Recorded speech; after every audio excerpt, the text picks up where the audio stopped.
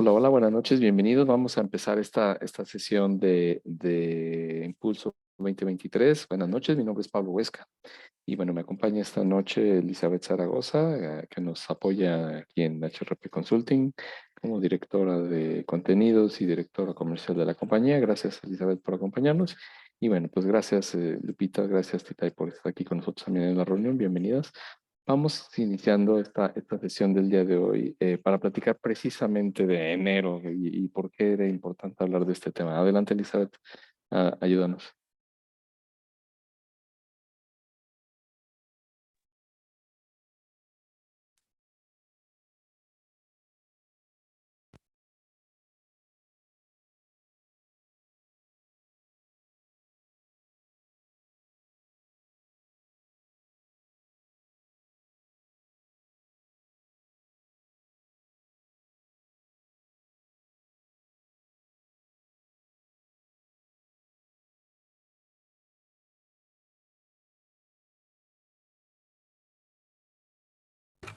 ¿Aquí me escuchan? Ah, perfecto. Entonces aquí. Ahora les platicaba aquí a las personas que nos acompañan. Bienvenida Tita, bienvenida Lupita. Buenas noches, Pablo. Vamos a hablar de este largo mes de enero, que más que cuesta, se siente que es como una pendiente, ¿no? Que estamos bajando y que tenemos que darle la vuelta. Es un mes muy largo y vamos a hablar de finanzas, de economía, pero de esta economía en estos 3 días que nos va a ayudar a aterrizar cómo podemos abordar todos nuestros 11 meses que nos faltan del año de la mejor manera. Qué sugerencias nos van a traer nuestros expertos. Y mañana vamos a tener a una persona desde tierras algo lejanas que nos va a hablar precisamente de esta parte de, de cómo ella ha hecho por su negocio, cómo lo ha estructurado, de qué manera se ha organizado para que sea exitoso.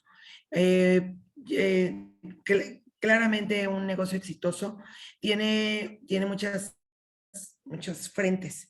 Uno de ellos y uno de los más importantes es la administración de los recursos. Y uno de los recursos más importantes en un negocio, pues es el económico. También el recurso humano, también el recurso material, el cuidado de cada uno de ellos va a hacer que seas exitoso, tanto si tienes un negocio como si tienes en tu mundo laboral, si tienes esa conciencia, igualmente vas a ser exitoso. Les vamos a compartir 2 herramientas, pero una herramienta y una imagen para ponerlos a pensar. ¿Qué es lo que más nos duele cuando hablamos de dinero? Que tal vez no nos dieron una educación financiera y hoy es el debate en las escuelas. Y ya hay escuelas en muchos otros países donde se está viendo la educación desde estos temas que tienen que ver con que el ser humano aprenda matemáticas, por ejemplo, a través de la educación financiera y no la matemática como tal. Otro tema que también se está estructurando es que el ser humano aprenda de valores a través de la convivencia equitativa e igualitaria con sus compañeros. Este enfoque ya se está llevando en otros países. Aquí en México el enfoque que se está teniendo es apenas en esta reforma, es ver cómo darle a los estudiantes una visión más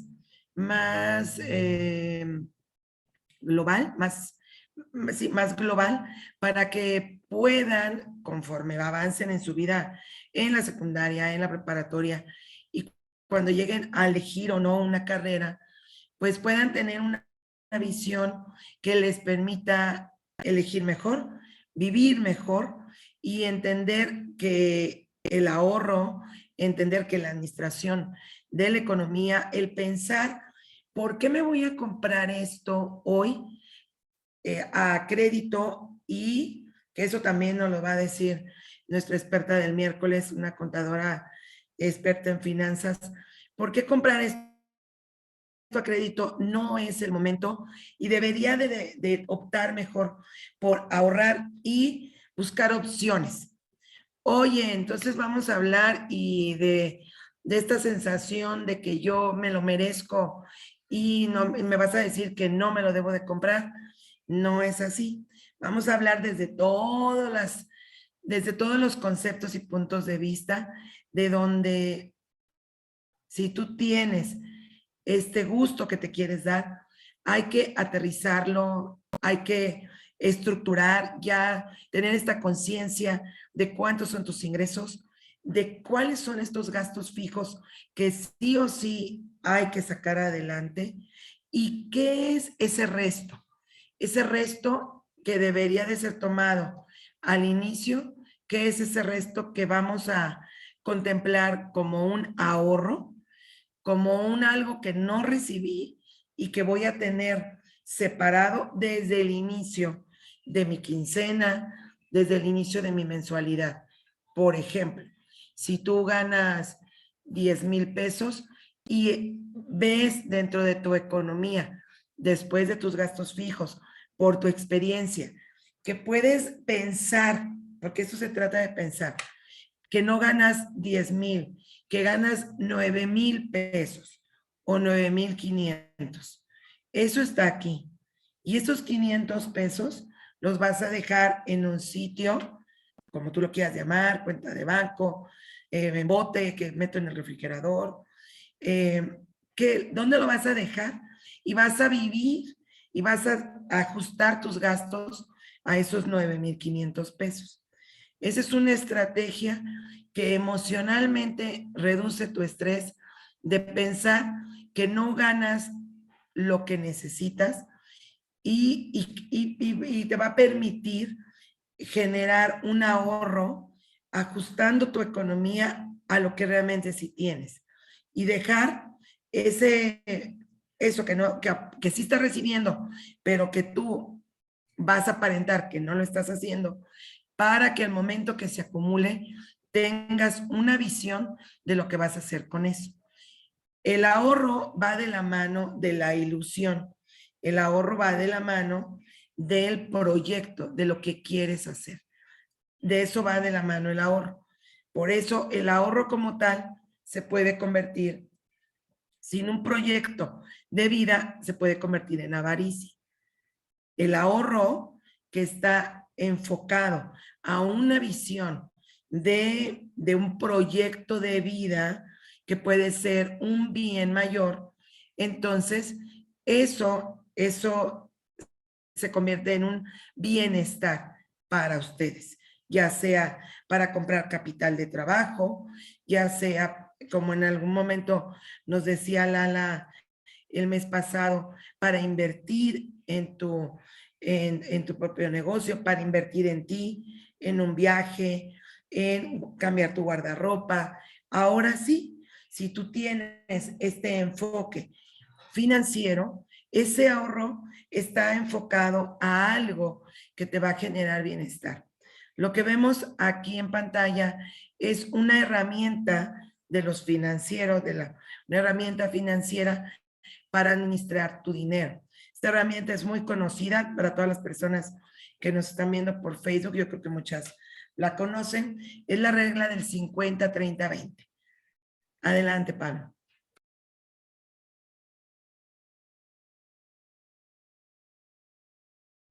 Gracias, gracias. Pues digo, los numeritos son básicos, 50% para lo esencial, que es realmente esta parte de lo que se necesita para que tanto a nivel personal como en tu emprendimiento puedas funcionar. Es decir, 50% de lo que tú tengas de tu ingreso tendría que ser para gastos esenciales. Y de hecho, aquí, bueno, es por orden de números, pero en realidad el ahorro tendría que ser el primer renglón que quisiéramos establecer. Y el ahorro debería de ser o suele ser el 10% de lo que nosotros tenemos. ¿Qué sería el otro 10%? Deudas. Podrías tener deudas, pero no esa deuda para comer papitas y comida lujosa, sino una deuda que sea productiva, ¿no? La diferencia entre costo y gasto tendría que ser muy importante diferenciarla y yo espero el miércoles que platiquemos con nuestra experta contable y financiera, nos ayude con esa diferencia. Entonces, 50% para lo esencial, para que tu negocio opere, para que haga las cosas que tiene que hacer, para que funcione correctamente la empresa, tu emprendimiento, tus costos operativos, tus insumos, tu mano de obra, tu empaque, tus gastos indirectos de fabricación, todos estos renglones, si lo viéramos en un estado de resultados, todos los renglones que constituyen pues lo que necesitas para hacer que el negocio funcione. 30% podrían ser estos gastos extra que se le llaman, que son o gastos no recurrentes o son pago de nóminas administrativas. Entraría la parte que se le llama del chasis y no tanto del motor de un negocio. El chasis pues viene siendo pues, los gastos administrativos, los costos de venta, las comisiones que le pagas a tus vendedores, que son gastos que no es lo esencial del negocio. Oye, pero es que no puedo estar sin un vendedor. No, sí, o sea, claramente un vendedor es indispensable para que el negocio funcione, pero aunque no existieran vendedores, tú podrías seguir fabricando pasteles. Entonces, la fabricación de los pasteles entra en el renglón de gastos esenciales y el 30% que quedan entra en gastos que se le llaman extras o administrativos. Y finalmente, como decía hace un momento, el 20% entre deudas y ahorro. E insisto, este 10% de ahorro tiene que ser el primer renglón de toda mi lista. Es así como lo primerititito que debo de siempre estar pues apartando, haciendo hay un término contable que se le llama un aprovisionamiento, es decir, estás provisionando una cierta cantidad para cuando lo vayas a usar en otro momento. Y ese otro momento se llama ahorro y es para tu futuro, para el propio crecimiento inclusive de la misma compañía, ¿no? O de tu propio emprendimiento. Entonces, insisto, gastos esenciales es lo que hace que tu negocio funcione, lo que te provoca poderle cobrar al cliente. Por ejemplo, aquí en HRP nos dedicamos al reclutamiento. Pagar una plataforma para tener pruebas psicométricas, para aplicar entrevistas, para hacer todo lo que se necesita en un proceso de reclutamiento, entra en gastos esenciales. El teléfono, por ejemplo, para hacer llamadas de teléfono iniciales con los candidatos, todos estos son gastos esenciales. Sí o sí hay que pagarlos. No es negociable, no es saber si hay dinero, no, tiene que suceder. Insisto, el ahorro pues tendría que estar y las deudas entran en esta categoría de lo que te va a permitir crecer, ¿no? Por ejemplo, podríamos endeudarnos por una nueva computadora que nos va a permitir hacer más rápido las sesiones de Zoom o lo que sea, ¿no? Estoy tomando el ejemplo de HRP como propio ejemplo para aplicar esta regla, ¿no? ¿Y qué sería el gasto extra? Bueno, pues efectivamente los costos de venta, los costos administrativos, los gastos financieros que se puedan estar generando, etcétera, ¿no? Todo esto entra en los gastos extra de una compañía, ¿no? Y esto nos da el famoso 50-30-20. Ahora, ¿cómo podemos analizar? Y esto es una grafiquita muy sencilla, donde supongamos que tenemos un socio de vida, y entonces está lo tuyo y lo mío, ¿no? Y en el esquema azul, pues tenemos por acá un numerito, pues, que tenemos 20,000 de ingresos y entonces empezamos a distribuirlo en un típico esquema de presupuesto familiar, ¿no? Y entonces tenemos 5,000 de alimentos, 350 de gas, 600 de luz, 800 de teléfonos, o plataformas, o celular, o cualquier poner, 500 de agua, 3,000 de gas gasolina, 500 de cable, 5,000 de renta y eso te quedan 4,250 después de esos 20,000. Y luego todavía pues hay que ponerle lo que ya habíamos dicho, ¿no? 3,000 para enfermedades, 1,000 para la ropa y los zapatos, que es lo extra, y 1,000 para salir de vacaciones. Y al final, bueno, pues te quedas sin ahorro, ¿no? Porque todavía te están faltando 750 pesos. Y esto lo podemos entender ahora en esta dinámica y en esta economía de inflación. O escuchaba en la mañana las noticias y decían, oye, es que hay una estación de radio que cada 2 semanas, así religiosamente, van y compran exactamente lo mismo en los mismos puestos del mercado La Merced en la Ciudad de México Y entonces, así, el mismo puesto, el mismo producto, la misma canasta de productos, y ahí, como ellos dicen, esta es la real, ¿no? O sea, esto no es teoría, esto no es lo que las noticias dicen, sino lo que realmente se gastó, ¿no? Y hablaba el reportero que esta mañana él había gastado 56 pesos más y había pasado de 1,030, 1,040 pesos a casi 1,100 pesos por esa canasta básica, ¿no? Huevo, leche, fruta, etcétera, ¿no? Lo básico de lo básico. Y entonces estamos en un entorno de inflación, ¿no? Y a lo mejor estos 20,000 pesos, pues si antes gastábamos 5,000 de alimentos, pues nos permitía comprar lo que es necesario para comer, pero quizás ahora no lo podamos hacer así, ¿no? ¿Cómo le podemos hacer y cómo le podemos dar la vuelta para dejar de estar teniendo eh, saldo en contra, números rojos, como dicen por ahí los contadores? ¿Cómo podemos hacerle para darle la vuelta a estos números? Bueno, pues en esencia tenemos los mismos 20,000 pesos acá del lado amarillo, pero lo primero que metemos es el ahorro. Y si se fijan, no es el 10, ni siquiera es el 10%, es apenas el 5%. Porque 1,000 pesos de 20,000 es el 5% de esos 20,000. Si fuera el 10, tendrían que haber sido 2,000 pesos. Sin embargo, aquí va, te doy el 5% de ahorro y empecemos por algo, ¿no?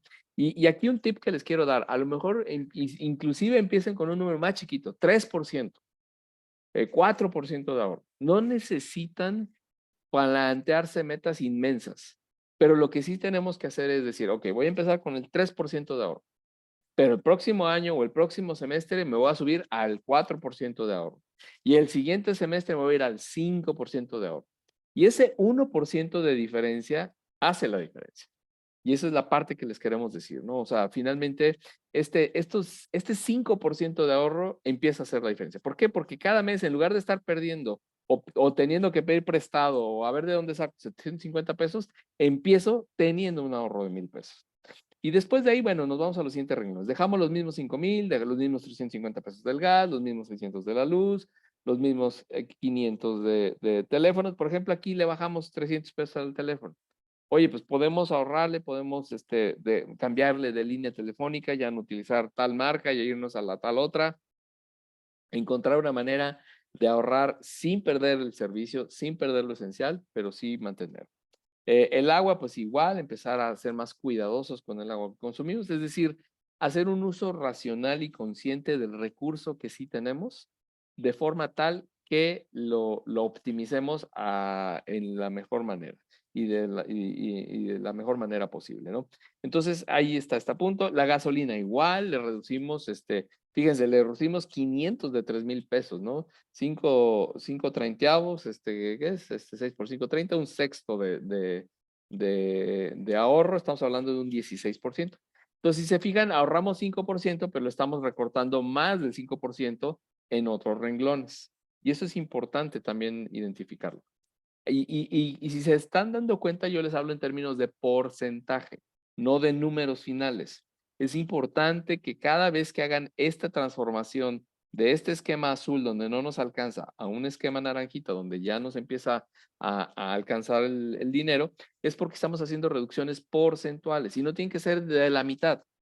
Pueden ser del 10, del 8, del 7, del 12%, del 16%, etcétera, ¿no? Como por ejemplo un sexto es el 16% de una cantidad. Entonces, por ejemplo, en la gasolina le ahorramos el 16%.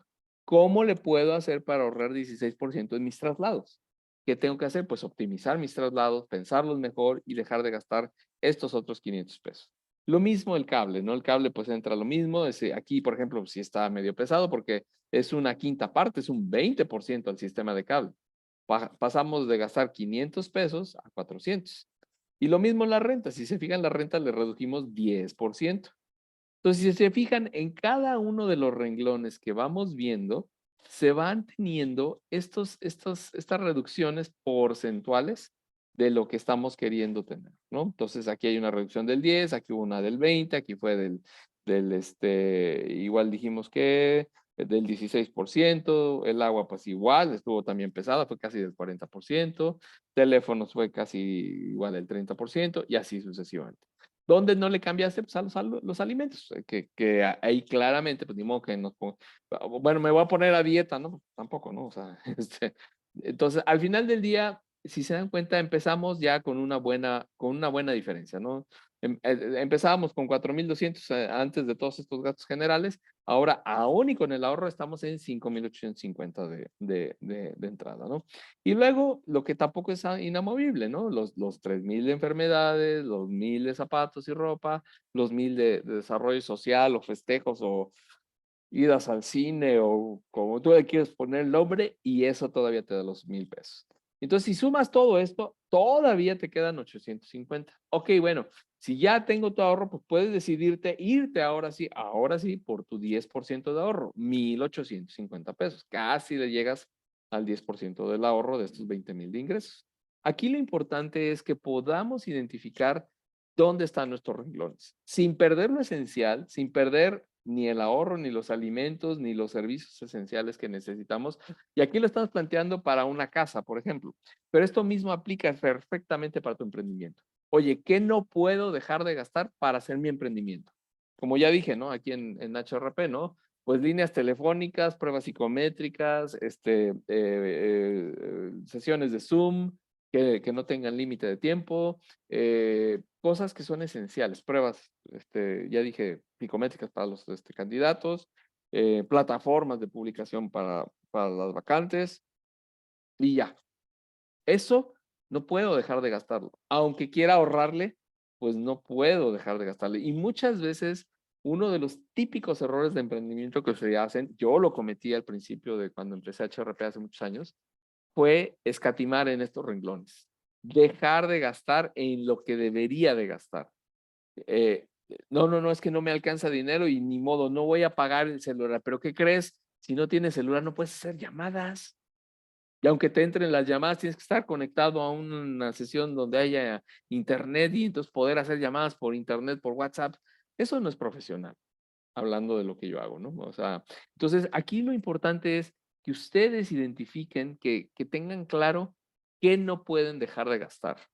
Oye, es que para hacer pasteles ni modo que deje de gastar gas o energía eléctrica. Pues úsalo, pero úsalo inteligentemente, utilízalo de una manera que te permita precisamente encontrar estos renglones de ahorro. Hablando de un emprendimiento, el renglón ahorro se traduce o se le pone el nombre ganancia, ganancia bruta o ganancia final, se puede decir también.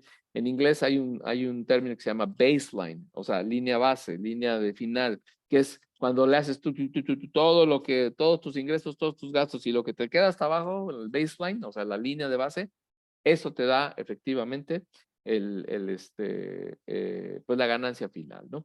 Entonces, aquí lo que me interesaría dejarles en la mente es, en la cuestión económica en los emprendimientos, sí es importante tener claro cuál es esta línea base, cuál es esta meta, este resultado financiero que queremos obtener y al mismo tiempo, qué nos va a permitir alcanzarlo más fácilmente o qué nos va a obstaculizar hacerlo correctamente.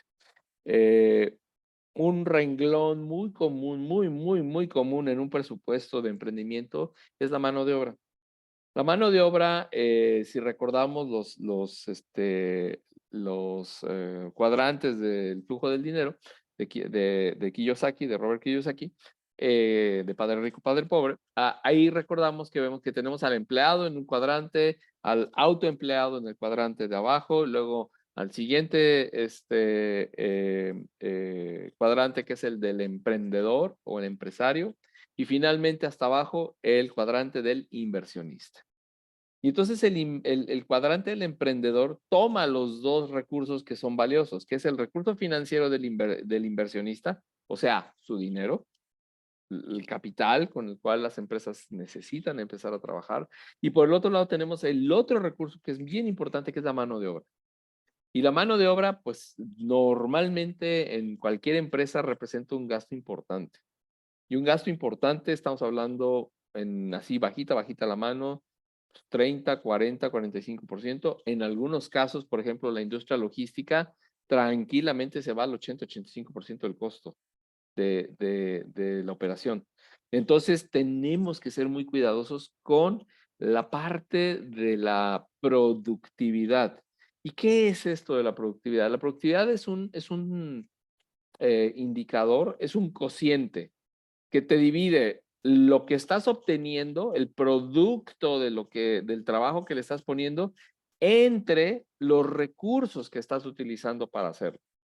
Por ejemplo, si yo tuviera un horno que está horneando pasteles y yo quisiera entender la productividad, pues podría dividir la cantidad de pasteles por hora de horneado de ese horno que está funcionando.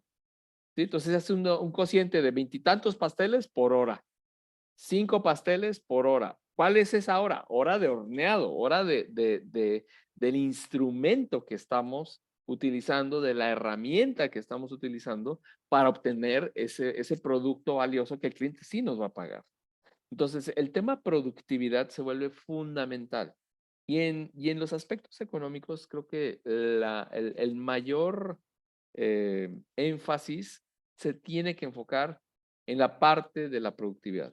De esto luego ya nos deriva los costos fijos, los costos variables, la parte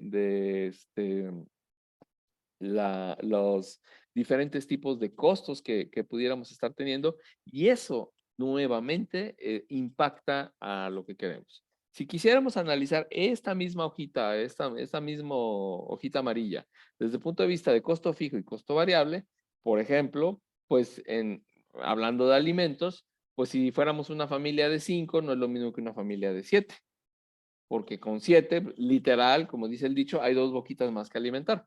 Entonces, tendría que haber una cantidad superior aquí de monto por darle de comer a otros 2 miembros de la familia. ¿Sí? Entonces, nos iríamos de 5 a 7,000. Pero aquí entra la productividad. Oye, ¿y no podré ahorrar yéndome al Costco o al Sam's a comprar los litros de leche así en esas cajotas de 12 litros? O sea, entonces a lo mejor no voy a gastar 2,000 pesos más por alimentar a 2 personas más. A lo mejor voy a gastar 1,800. Entonces se convierte en un indicador de productividad, porque antes era 1,000 pesos de consumo de alimentos por persona. Entonces ahora lo puedo traducir a la productividad, que ya no van a ser 1,000, van a ser 950 por persona, cuando le doy de comer a 7. Entonces la productividad juega un papel y un rol muy importante. ¿Qué otro gasto podría ser un gasto fijo? Por ejemplo, los teléfonos. Los teléfonos, ese sí es un gasto fijo, un costo fijo. ¿Por qué? Porque llames o no estés llamando 24 horas del día con tu teléfono, el teléfono te lo cobran completo. Lo mismo el sistema de cable. El sistema de cable no es que 24 horas del día, 7 días a la semana estés pegado a la tele o pegado a la plataforma de streaming para estar viendo constantemente tu programa de tele. Lo usas digamos, lo tienes en la parte de cuando estás entreteniéndote, ¿no? O sea, un fin de semana, un viernes en la noche, a la hora que tú quieras. Pero finalmente se convierte en un costo fijo. La renta, pues también es un costo fijo. Duermas o no duermas en tu casa, tienes que pagar la renta. Te guste o no te guste. Si tú estás pagando una hipoteca de tu casa, pues vivas o no vivas en esa casa, tienes que pagar la hipoteca de esa casa. Esos son costos fijos, que sí o sí, no importa si lo hagamos o no, se tienen que utilizar. Costos variables, pues ya dijimos, por ejemplo, la gasolina, depende de mis traslados. Entonces ahí sí puedo optimizar mis números. No es reducir de estos números arbitrariamente. Claro, sí puedo reducir la renta como un costo fijo, pero eso significa pues estar en un lugar o estar en una casa o en un departamento pues un poquito más chiquito, en una zona no tan lujosa, estando en otro tipo de circunstancias que sí me permita lograr este ahorro del 10% de 5,000 a 4,500, a pesar de ser un costo fijo. Entonces, es muy importante entender la diferencia entre costo fijo, costo variable, porque eso también nos va a permitir entender la rentabilidad de nuestro negocio. Y la rentabilidad surge y se construye a partir de entender dónde estamos utilizando los recursos que necesitamos. Por un lado, para crear ese valor, me voy a regresar a la anterior, o sea, estos gastos esenciales. ¿Dónde están mis gastos que son adicionales, como puede ser administración, ventas, contadores, todo un montón de cosas que son necesarias para poder realizar las cosas, los costos directos y los indirectos. Aquí entraría los costos directos, que es lo esencial, lo directamente relacionado con la creación de valor de mi producto o servicio, y acá están los costos indirectos, es decir, cosas que se necesitan para poder hacer el producto, pero que no son directamente relacionados con lo que estamos buscando. Y finalmente ya dijimos deudas y ahorro, que eso entra en otro renglón que vendría siendo acá en este punto, estos 850 pesos del final, que es la ganancia, el ahorro, lo que estamos pudiendo tener. Si se dan cuenta, en este caso ideal, pues no hay deudas, no hay pago de tarjeta, ni pago de crédito de tal Fonacot o lo que sea, ¿no? O sea, eso no existe. Sin embargo, sabemos que en la vida real sí hay un renglón aquí que de repente en algunas familias, en algunas personas, inclusive en algunas empresas, el tema de deudas mal manejadas se puede convertir en una bola de nieve que no encuentres ni siquiera la manera de cómo pararlo. Y ahí es donde se rompen pues grandes fortunas, donde se rompen grandes esfuerzos de muchos años por hacer un mal manejo de lo que son las deudas. Entonces, no sé, hasta aquí alguna duda, alguna pregunta, Lupita, Titay, Elizabeth, por favor, se valen dos preguntas, adelante. Aquí, bueno, creo que es muy importante para dejarles y es como ir calentando esta semana de impulso que nos pidieron que fuera de este tema, porque de repente el tema del dinero es algo que nos duele a muchos de nosotros porque tenemos una mala relación con él. Entran todas estas creencias que nos paralizan acerca de si tengo mucho es malo, si tengo poco es malo, cómo lo administro, cómo gestiono toda esta parte del dinero, tiene que ver con esas creencias.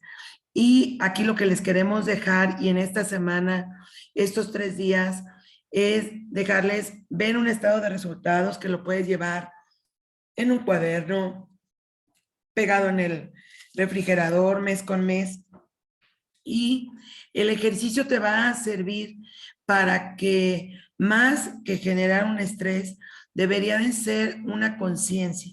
Por eso es importante, no importa es que no sé de Excel y bueno, HRP te enseña, pero si no sabes de Excel, pero lo puedes llevar en un cuaderno, en una libreta y ir anotando estos gastos para tener esa conciencia y que esa relación con el dinero se vaya suavizando en tu interior y que sientas que puedes tener la prosperidad que tú mereces y para poder resolver tus necesidades de una forma aceptable, de acuerdo a tu criterio, pero también tener un bienestar también aceptable que tiene que ver con el compartir lo que tienes de una manera correcta con los que te rodean. Entonces, la prosperidad tiene mucho que ver en el sentido de que en verdad te la mereces, porque así es, y porque también esa prosperidad no la acumulas, sino que al contrario, la compartes. Y al compartir, pues eso se te revierte a ti al 100 por 1.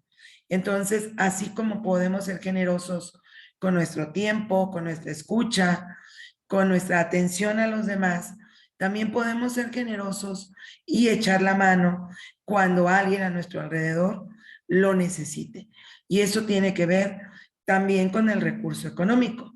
Tú puedes echarle la mano a alguien dándole una moneda o bien compartiendo con esa persona, te compraste una torta, compras dos y la compartes. Y a ti de seguro te va a llegar, de seguro, una tercera torta para ti también.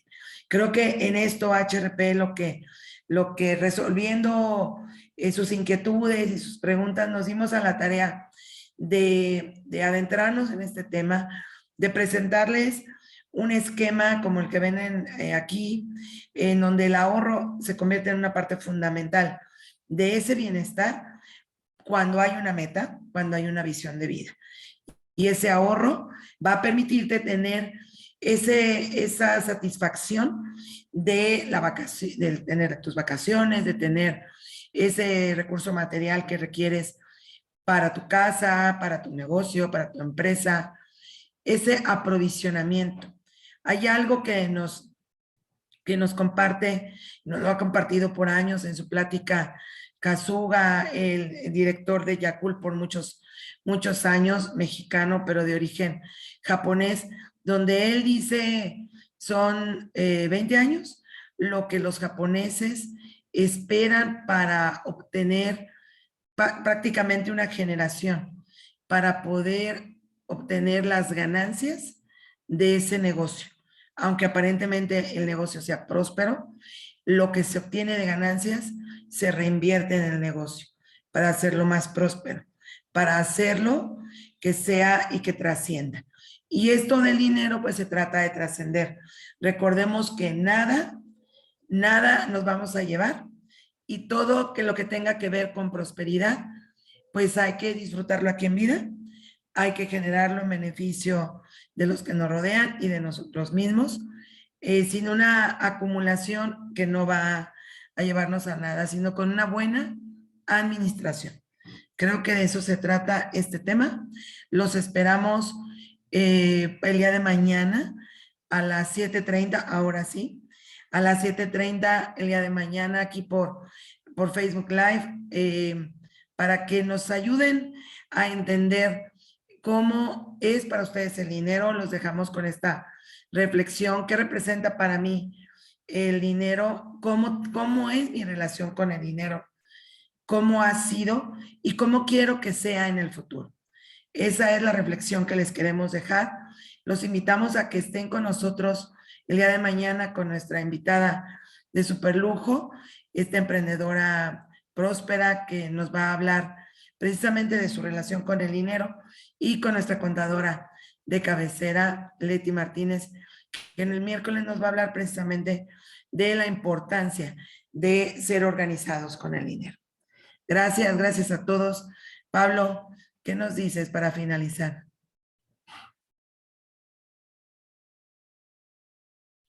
Muchas gracias a todos. Pues sí, efectivamente, este tema es un tema bien interesante, cuello de botella en muchos temas, devorador de empresas en otros cuando no se administra correctamente. Hay que saber usarlo, hay que saberlo aprovechar y hay que saberlo gestionar y administrar para bien y para mal. Entonces, creo que el dinero siempre es una herramienta poderosa. Es uno de los pilares de las compañías. Las compañías tienen tres pilares: los clientes, que es quienes aprecian el valor de lo que hacemos; los empleados, que son los que nos permiten apoyar y desarrollar eso que el cliente está dispuesto a pagarnos; y el dinero que nos pagan, el recurso económico que este cliente está dispuesto a pagarnos, y que este dinero que llega también lo compartimos correctamente con los empleados. Entonces, cuando hay un equilibrio entre esas tres fuerzas, clientes, empleados y recurso económico o dinero, créanme que la cosa se mantiene muy bien. Entonces, pues muchas gracias a todos. Buenas noches, que tengan muy buena noche y nos vemos mañana. Que estén muy bien. Hasta luego.